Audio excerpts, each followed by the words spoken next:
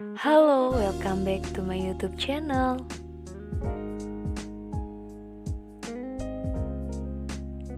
Buat kalian yang belum subscribe, jangan lupa subscribe dan aktifkan tombol loncengnya. Halo, Assalamualaikum warahmatullahi wabarakatuh. Bertemu lagi dengan Bu Nurul, tentunya masih di pelajaran biologi. Nah, di pertemuan kali ini Ibu akan menjelaskan materi baru nih di bab kedua atau di KD kedua tentang keanekaragaman hayati.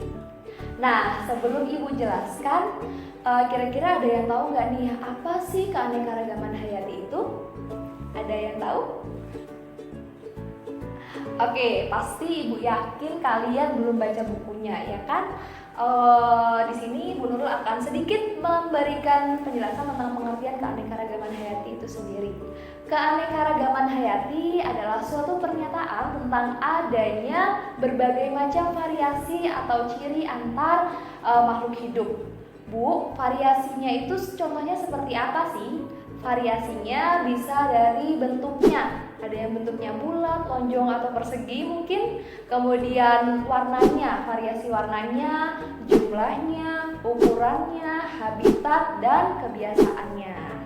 Nah, di sini untuk tingkat keanekaragaman hayati yang akan dibahas itu ada 3. Yang pertama tingkat gen, yang kedua tingkat jenis, dan yang terakhir ada tingkat ekosistem. Bisa mengulangi, kalau Ibu tanya ada berapa tingkat keanekaragaman hayati? Jawabannya ada 3, yaitu tingkat gen, kemudian tingkat jenis, dan yang terakhir tingkat ekosistem. Nah, yang pertama kita bahas di sini yaitu keanekaragaman hayati di tingkat gen. Di tingkat gen ini, keanekaragaman atau variasinya bisa ditemukan antar organisme yang masih satu spesies. Maksudnya gimana sih Bu satu spesies? Ibu berikan contoh nih, contohnya ada bunga mawar. Pernah lihat bunga mawar di lingkungan sekitar rumah kalian? Bunga mawar itu kan warnanya macam-macam tuh. Masih sama-sama mawar, tapi ada yang warnanya merah, ada yang warnanya putih, ada yang warnanya kuning. Nah, ini yang dimaksud dengan keanekaragaman hayati tingkat gen. Masih spesiesnya sama-sama mawar, tapi variasinya berbeda, warnanya berbeda. Ini yang dimaksud dengan keanekaragaman hayati tingkat gen. Bisa dipahami? Nah, kita lanjut ke tingkat jenis. Nih, kalau di sini masih satu spesies, tapi organismenya variasinya berbeda. Kalau yang di tingkat jenis ini dibedakannya, mereka masih satu family, tapi spesiesnya berbeda-beda. Contohnya nih, Ibu kasih contoh di sini ada family Falidae atau keluarga kucing. Masih satu keluarga kucing tapi spesiesnya beda-beda. Contohnya ada kucing, singa, dan harimau. Untuk contoh lain nih, ada family Palmae. Itu ada contohnya spesiesnya ada pohon palem, kemudian ada pohon kelapa. Kemudian yang terakhir ini ada tingkat ekosistem. Nah, di tingkat ekosistem ini tentunya antar ekosistem itu terdapat keanekaragaman yang berbeda. Ya enggak? Karena contohnya nih ada ekosistem darat dan ekosistem air. Pastinya komponen biotik dan abiotik di masing-masing ekosistem ini berbeda. Makanya akan terdapat keanekaragaman hayati di tingkat ekosistem.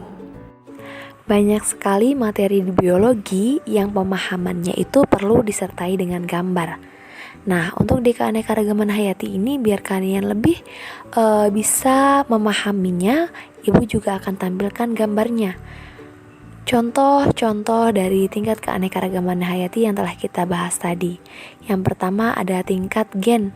Di tingkat gen ini tadi mereka itu masih satu spesies, tapi dikatakan beraneka ragam karena variasinya berbeda.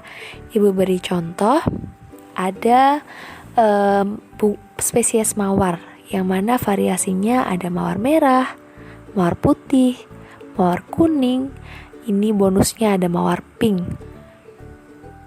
Nah, sekarang tugas kalian itu adalah mencari contoh yang hewan. Tingkat gen tapi contohnya yang hewan. Selain tingkat gen, kita ke contoh yang kedua, ada tingkat jenis.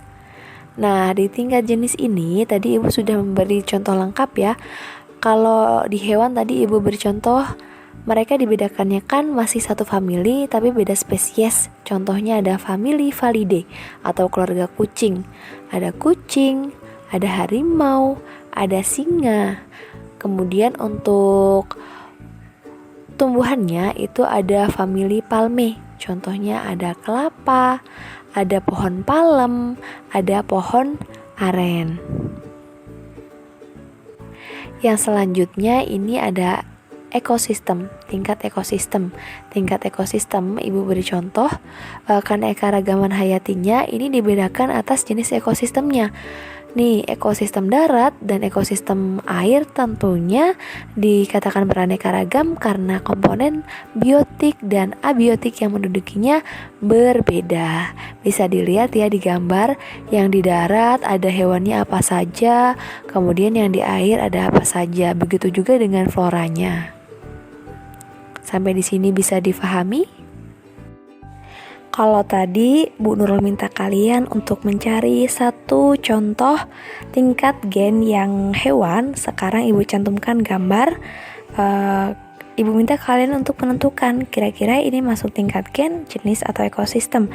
Silahkan jawab pertanyaannya di link yang ada pada blog Bu Nurul. Oke, baik. Nah, itu tadi penjelasan Bu Nurul tentang tingkat keanekaragaman hayati.